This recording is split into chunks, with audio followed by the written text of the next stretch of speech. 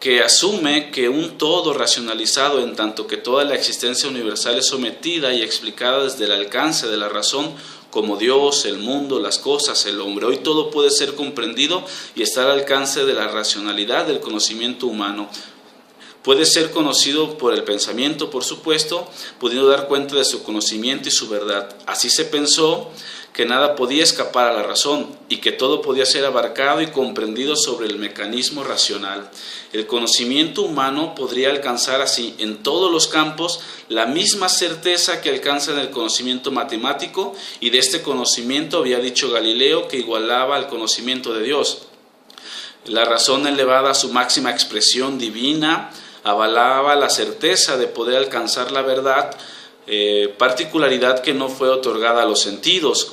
Con esto el racionalismo resolvía que no necesitaba de la evidencia de los sentidos, sino que contrariamente en esto se proyectó una desconfianza, como un fundamento que permitiera el conocimiento.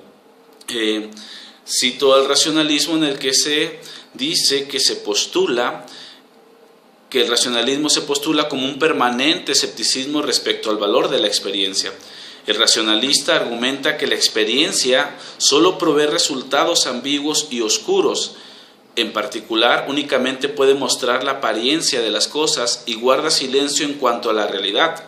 Por tanto, la experiencia no entrega elementos para basar el conocimiento. Si sabemos algo es porque podemos obtener certeza, y ésta se alcanza solo a través de la reflexión racional basada en principios autoevidentes.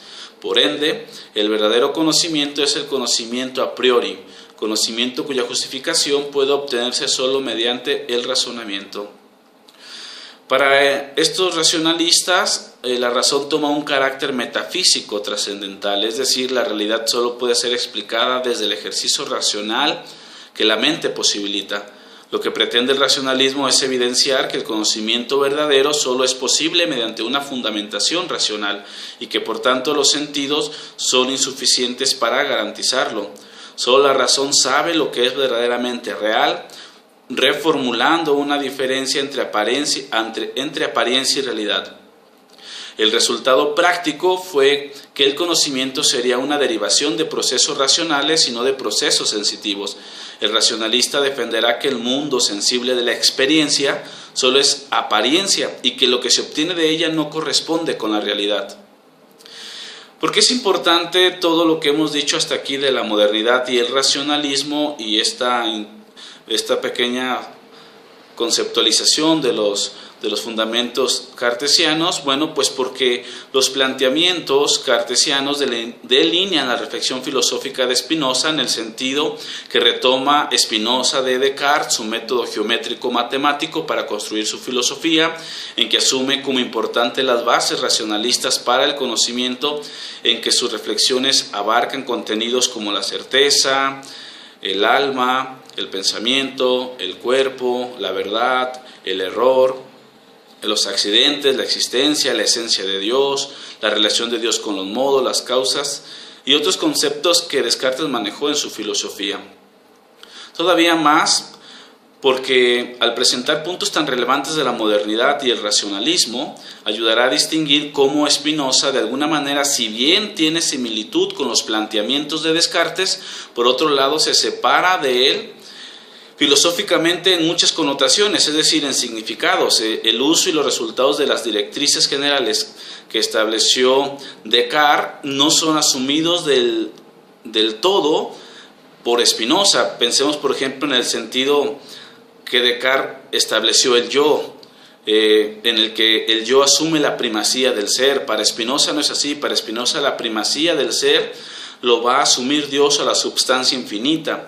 El pensamiento y la extensión no quedan separados, que sí es lo que hace Descartes con la res cogitans y res extensans. Para Spinoza, al contrario, la res cogitans y la res extensans se hallan unificados bajo un monismo sustancial, que explicaré más adelante lo que es el monismo sustancial en Spinoza. Para Descartes, por ejemplo, existen tres sustancias, la cogitans, la res cogitas, la res extensas, mientras que para Spinoza, en este monismo sustancial, solo hay una sustancia que, digamos, ordena toda la realidad, sostiene toda la realidad y en la que se explica y contiene toda la realidad. La substancia es la realidad misma.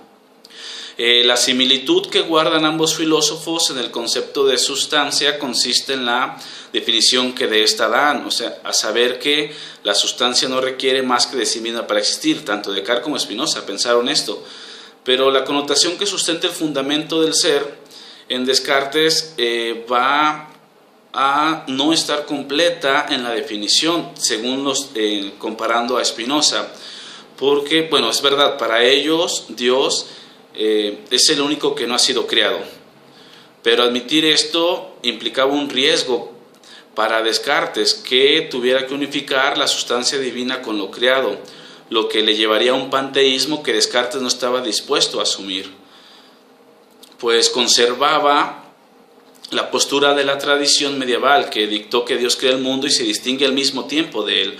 Por eso separa las sustancias declarando que Dios es la sustancia infinita y que la res cogitans y res extensas son sustancias finitas. Estas últimas implicaban un problema en la definición de sustancia de Descartes, porque Descartes decía que la substancia tiene como atributo la existencia por sí misma, lo que si decimos que la res cogitans y la res extensas son sustancias finitas, quizás difícilmente se puede sostener que tengan la existencia por sí misma. Para solucionar el problema, Descartes afirma que ambas sustancias infinitas dependen de Dios. Estas sustancias finitas, res cogitas y res extensas, solamente en el mundo de la creación no dependen más que de sí mismas para existir y ser pensadas, y así parece como que da solución a este problema en el que se había metido Descartes. Por eso concluirá poniendo a la par el orden nociológico y ontológico de las tres sustancias, es decir, son realidades existentes por sí mismas y por eso mismo son también ideas innatas, Dios, el alma y el cuerpo, pero de alguna manera queda ahí la complejidad que Spinoza sí va a tratar de solucionar en su ontología. Y cuando digo esto es porque para Spinoza no existe sino una sola sustancia, Dios que existe por sí mismo. La diferencia radica en que para este filósofo Dios no crea el mundo, sino que solo se expresa en él por medio de los atributos de pensamiento y extensión. Así conserva la unidad de la sustancia con sus atributos, en los cuales se expresa toda la realidad existente, lo que da como resultado que Dios es idéntico a la naturaleza misma, asumiendo la concepción panteísta que Descartes no había querido asumir. Así Spinoza evita tener que justificar las tres sustancias que Descartes pensó.